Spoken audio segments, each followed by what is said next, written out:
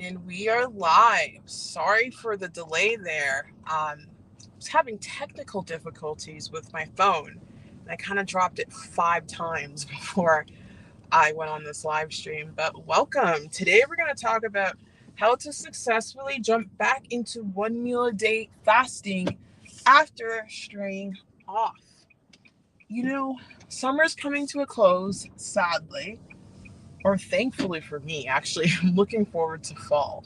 And it looks like fall or autumn has arrived here in Alberta.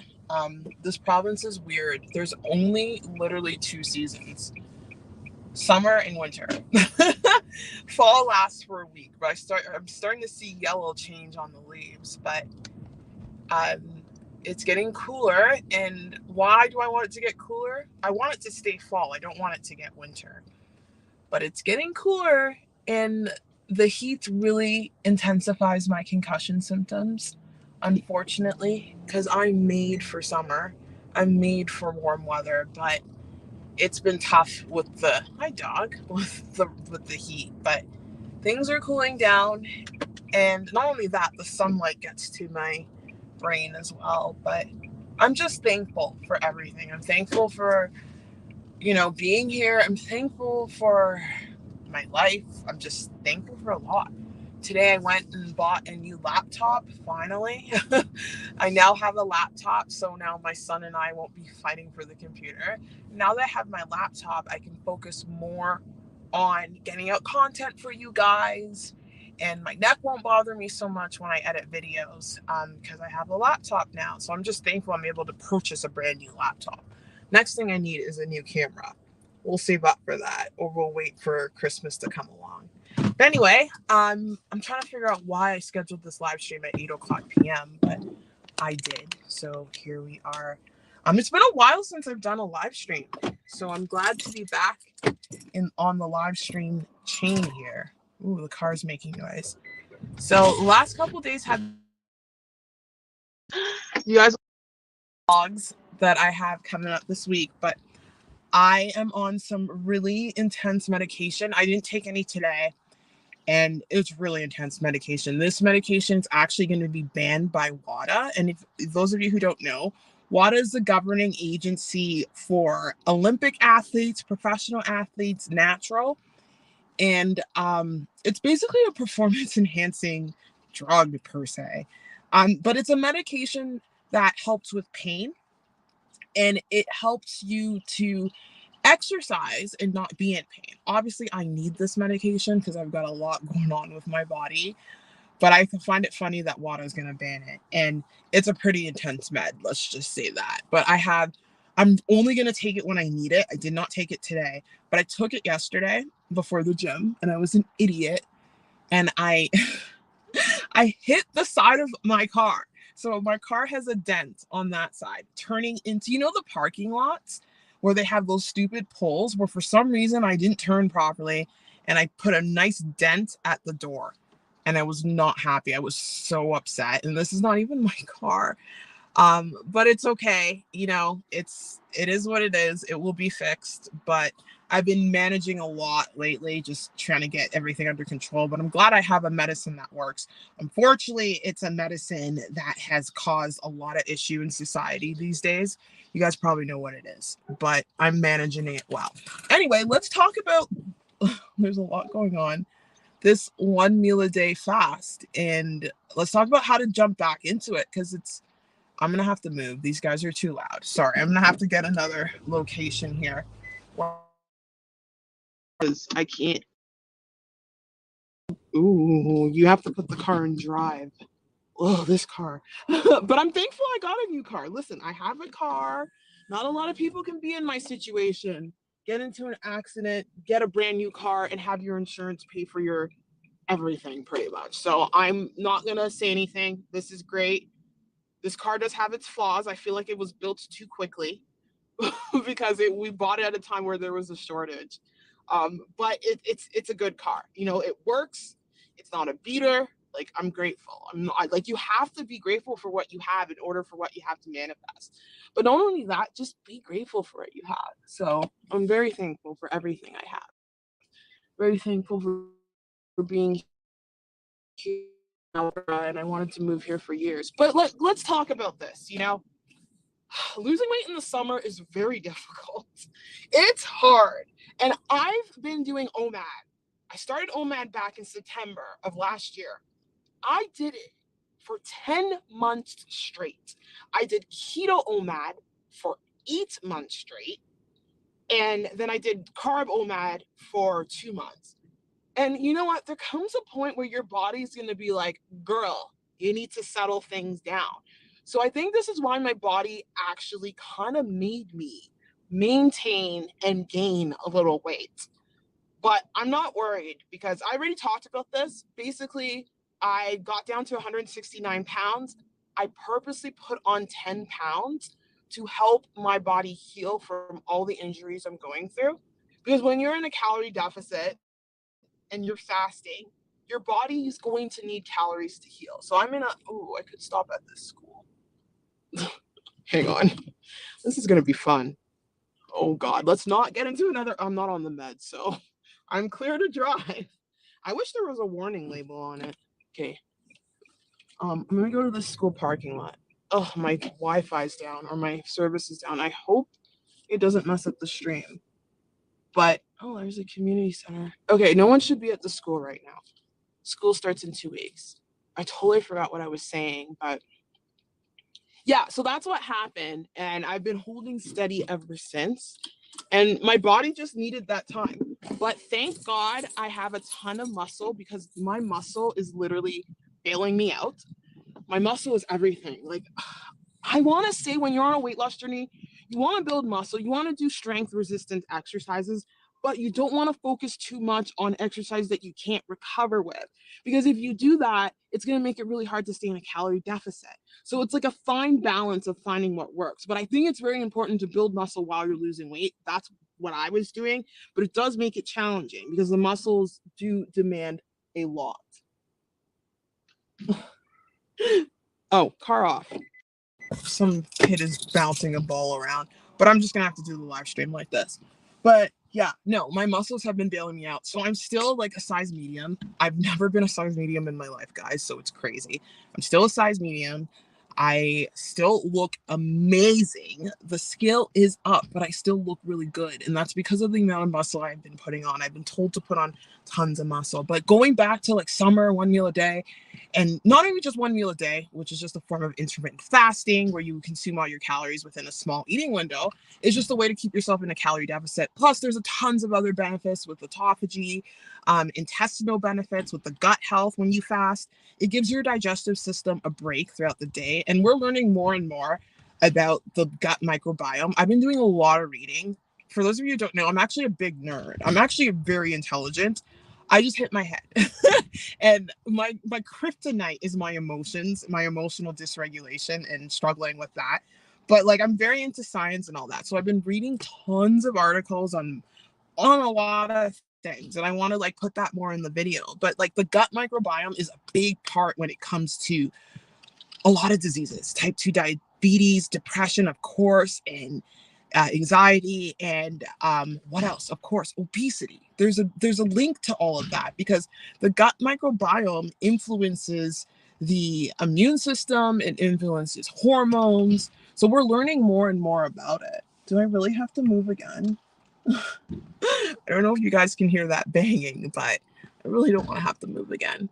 But all of that impacts people's ability to lose weight and why people struggle so much with trying to stick to things because with the entire system of hormones, and I was talking about obesogens and all that, it like wrecks our hormones for satiety and all that. That's why a lot of people struggle with hunger and wanting to eat a lot.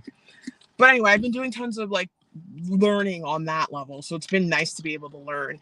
But we're going to get back to the struggle that is summer. Summer is a struggle because you want to go out, with friends, you want to go out with your loved ones, you want to have all the summer food, the barbecue, and all that stuff. So I know a lot of people have fallen off track, and of course life happens. So I'm going to share with you tips on how to get back on track with 1 meal a day or just losing weight in general. So number one, I have a whole list here, is that You need to forget about what you can't control and focus on what you can control. You cannot control what you see on the scale. What I'm trying to say is you can't control the number that's on the scale today.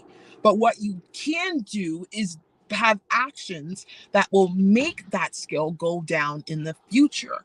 So you can't beat yourself up because the scale went up. Don't beat yourself up. Focus on your actions. Focus on the power of you transforming that number on the scale to something lower. You want to focus on that aspect. You have to make that mindset shift, because if you're being all negative and you're constantly like ridiculing yourself, it's going to make it infinitely harder. Like, I was listening to Eckhart Tolle today, and he says, what makes life hard, it's not really about what happens to us in life. It's the commentary we have around what happening to us in life. So example, the scale goes up, right? Okay, the scale goes up. Think logically. You can still lose weight. It's not hard. You know what to do. Eat less. But then what happens is there's the commentary. You're a failure. You're this. Why did you eat all of that? You look disgusting. Oh my gosh, I'm not fitting into my dress. And then we confuse like reality with the commentary in our brain. So that gets mushed up. And that's why weight loss seems so hard, because we're talking ourselves out of it in a negative way. So if you can, the power of awareness is separating that, okay, you know what to do. The scale's up, start eating less. Find a way to eat less. You can do Omad, 1 meal a day, fasting. You can do intermittent fasting. You can intermittent fast for 18 hours a day. Start counting your calories, start planning your meals, start staying consistent, and know that the scale's not going to go down after one day of consistency. It's going to take time. So focus on the things you can control. Hey, Frugal Mama, welcome to the live stream. Thank you so much for jumping in the chat. Nice to have you here. I appreciate you. So you want to focus on things you can control. And yes, you want to focus on your actions moving forward. The past is done. So why are you going to beat yourself up about the past? Look forward to what you can do right now. Let it go. You know how to lose weight. You got to separate the emotions. You got to separate the excuses your brain might come up with, because our brains will come up with excuses. Well, I don't want to do this because of that. You got to let go of your excuses and focus on your goals.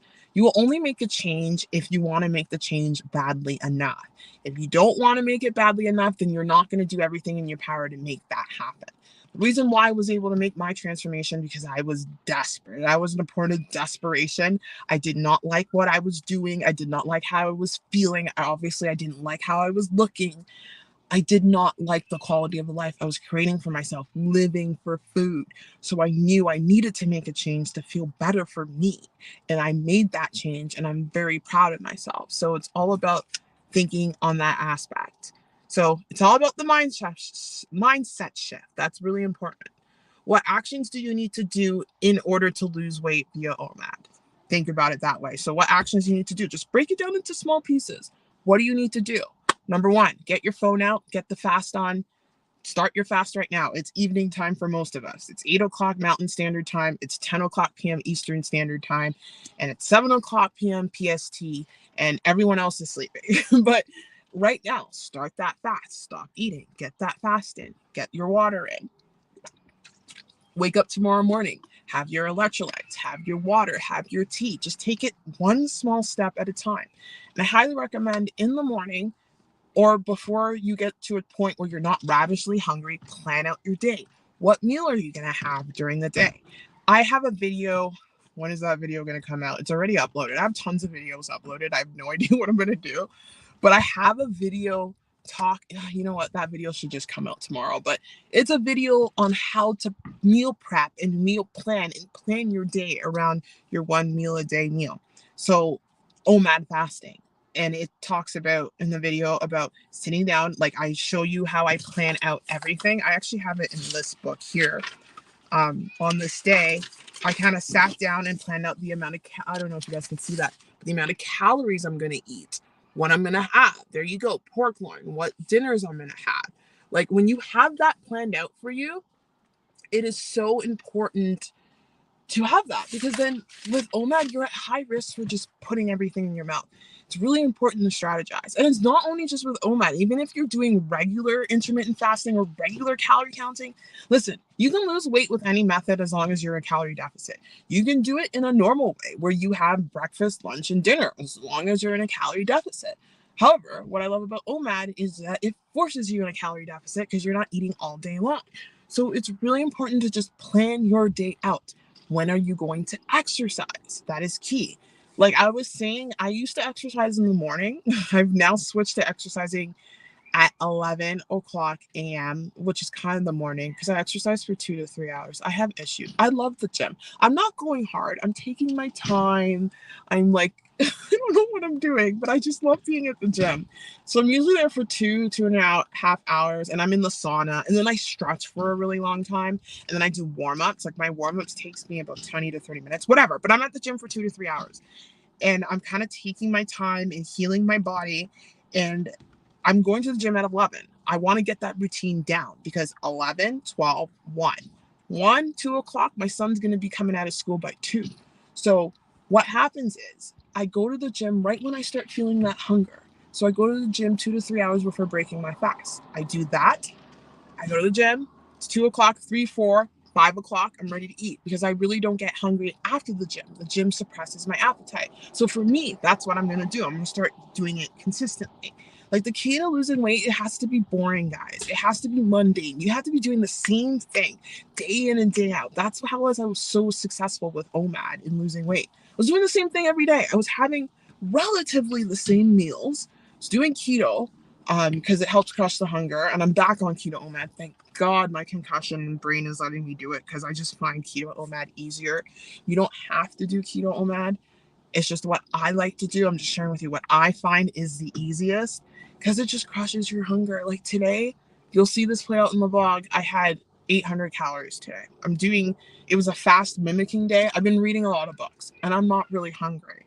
So it's all about finding what works for you. Obviously, tomorrow I'm going to have more. Today I didn't work out, so I should put that in. On a day that I work out, I obviously will be eating more. It's the 800 calorie fast method that Dr. Michael Mosley talked about. And he doesn't talk about doing it with keto, but I obviously am going to do it with keto because keto just makes my life easier. Plus, it helps with inflammation. Hi, Norma. Welcome to the live stream. Caught your live from Victoria, BC. Welcome. It is definitely 7:23 p.m. for you over there. I didn't know you were in BC, but it's nice to have you here for the live stream. So it's just important to sit down and plan your day. Plan when you're going to exercise. Plan what you're going to have for your meal. Plan if you're going to go grocery shopping. And it just keeps you structured. It keeps you organized. Organization is everything when it comes to weight loss. Because if you're not organized, you're at high risk for grabbing whatever you want. And then that's going to kick you out of a calorie deficit. So number one is get organized and to let go of the past. Focus on what you can control, Get optimistic about the future. Get excited.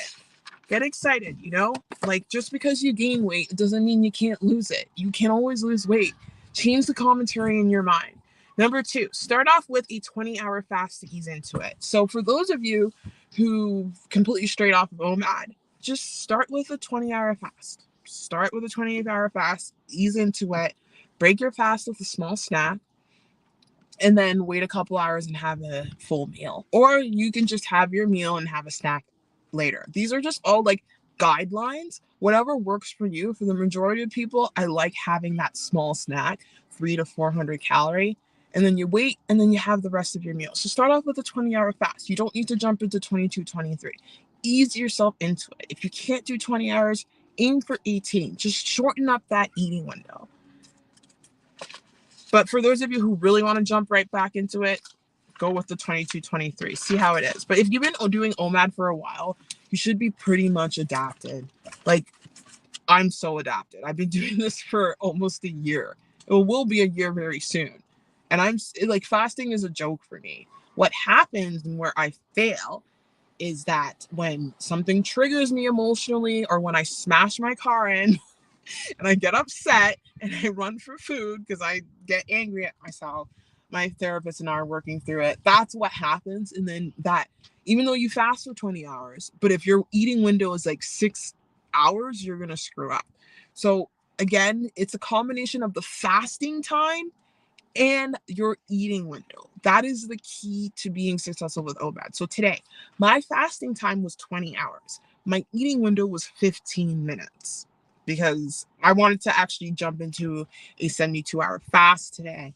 But my neck started hurting me, and I was like, you know what? My body needs some calories, okay? Just listen to your body. If I wasn't injured, this would be so much easier, but whatever. Me being injured is why I jumped into Omad. So everything happens for a reason, right? And I didn't want to take those pain meds. God, those pain meds. The reason why I smashed in my car. No, my car's okay. It's just the dent's really bothering me. So dumb. Anyway, it's okay.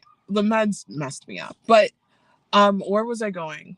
Jumping into a fast, but I totally see my brain just left the building. Thanks, brain. You just abandoned me right when I needed you. Right when I needed you. But anyway, let's just continue on. Number 2. Oh, okay. So number 3. I have here to get back on track with Omad. Exercise 2 to 3 hours before breaking your fast. If you can, get in some exercise before doing that, because then it brings your hunger from a 10 to about a 4. And then you'll find out after you exercise that you're not really hungry. And then it allows you to prolong your fast even longer. Oh, these kids. I don't know if you guys can hear that banging. If you can, let me know. I'll just drive somewhere else. Number 4, as I was saying earlier, plan your day. How long are you going to fast for? When are you going to eat? What are you going to eat? Where are you going to exercise? What are you going to do for your exercise? And things like that. What are you going to be cooking? Like, when are you going to start cooking your meal? Because that's key. For me personally, when I eat one meal a day, I like my meal fresh. So I have to plan time for meal prepping or meal cooking. So if I'm going to cook my meal, I have to be cognizant of when I'm going to end my fast. So if I'm going to end my fast at 6, I should probably start cooking my meal 4:30 or 5 o'clock p.m. And then I jump right into it. So I already talked about that. Oh, how many calories are you going to consume? At the beginning, you want to be this detailed just to get your brain and the habits forming.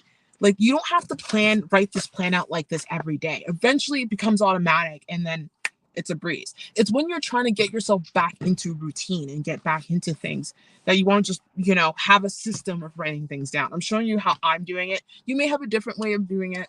Whatever system works for you.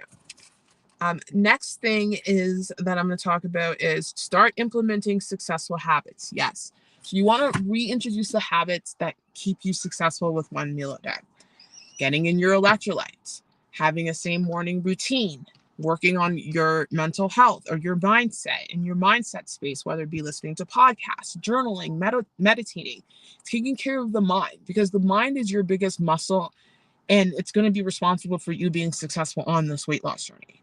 Nothing happens unless your mind happens. So make sure you're scheduling like time throughout the day. It doesn't have to be long. It could just be a 5-minute breathing exercise or 5 minutes of just time to yourself, or just looking off into nature or finding a nice spot just to get that cortisol level down, because we are so cortisol saturated in this world with work, family, stress, scrolling on our phones with social media. Get outside, go for a walk, hang around people, talk to people, get those cortisol levels down, because when cortisol spikes, it actually spikes your insulin. And when that happens, you are turning yourself into a sugar burner, and you're going to store fat. Ever heard the term of like cortisol stomach? When people are stressed, some people when they're stressed, they put on weight.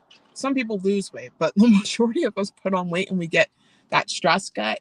Yeah, that's cortisol. So it's all about bringing that down and trying to help ourselves in that way. Like yesterday, I had the best cortisol free evening. It was so beautiful. I hung out with one of my son's friends' family, and they have this beautiful property like overlooking Calgary. It was so beautiful. We just sat there for hours and talked, and my son and her son and everyone else, they were playing around, and we just sat in nature. I'm actually going on a mountain trip in 2 days, so I plan on spending a lot of time outside. You want to get the stress levels down as much as you can. If you're working a 9 to 5 job, what I used to do when I was working, and what I will continue to do when I will not go back to work, I'm going to say that because I want this to be my work. But if I do go back to work, that's a big if. What I used to do is that I used to get up in the morning and I would go for a run. I'd go for a run outside. Winter's coming, so I would get up in the morning and go for a run on the treadmill. Stop, get in exercise. Like, start my day off right. You always want to start your day off right. It's so important. So yeah, implementing the successful habits of one meal a day. Finding ways to crush your hunger. Um, Apple cider vinegar, pickle juice, coffee. What else? Sparkling water, which I don't have. I love sparkling water. Sparkling water, cinnamon teas, green teas, black teas, whatever have you, just getting into the routine, the habits that make you successful, tracking your calories, being accountable. What are you going to do? Are you going to do keto OMAD? Are you going to do OMAD? Are you going to throw in some alternate day fasting? Are you going to throw in some prolonged fasting? What are you going to do? Like, just get into a routine and make it as consistent as possible. And if you fall off that routine, keep trying until you get back on track. That's all you got to do. You just got to keep going. Like, too many people give up during the hard part. And you have to realize failure doesn't happen because you, like, quote unquote failed, meaning like you tried to stick to your diet and you messed up. I don't see that as failure. Failure is not even trying. Failure is not even taking the actions to move forward. So if you are putting in an effort and you are struggling, you are not failing. You are just building resilience. You're building momentum. I've always said this. I failed my way into losing 113 pounds, and I will continue to fail my way in doing it because failure is just an opportunity to get stronger. It's how you build grit, you know? Nothing good in life comes without a bit of a battle. And when you go through that battle, you just level up. So I want you guys to change your relationship with failure. Just see it as an opportunity to learn. Like, what happened to me this week? Like, when I dented my car, I'm like, okay, well, you don't take that medication and then go to the gym. You have to give yourself an hour, calm down, let the medication settle in, let the drowsiness go away, and then till I get the energy to work out, because it gives me energy after a while. I learned from that mistake. That's what I all had to do, is learn from it. It might be a costly mistake. I don't know how much it will cost to fix the car. I'm not too worried about it. But you just have to learn from your mistakes. Like, let's say you broke your fast too early and then you started overeating. Well, why were you overeating? Is it because something stressful happened? Is it because you didn't plan your meal properly? Okay, so go back and plan your meal. Just, you have to be gentle with yourself on this journey because it's hard. Losing weight is hard. Getting with that consistency is hard. But just because it's hard, it doesn't mean it's impossible. You can do hard things. You can do hard things. And me sharing my journey is showing you that you can do hard things. I can do hard things. I can overcome this, and so can you. So, like, I want to help uplift people here. I want people to know that they do have the power to change once they are dedicated mentally up here to make it happen. So, yeah, I have here breaking your fast 2 to 3 hours before bed. That's a habit of OMAD you want to implement while getting back on track. The reason why we do that is that you don't want to risk overeating. Some people have to have their OMAD in the afternoon, and that's fine. It's whatever works for you. But for the majority of us, it's important to do it 2 to 3 hours before bed. Like, I ended my OMAD meal at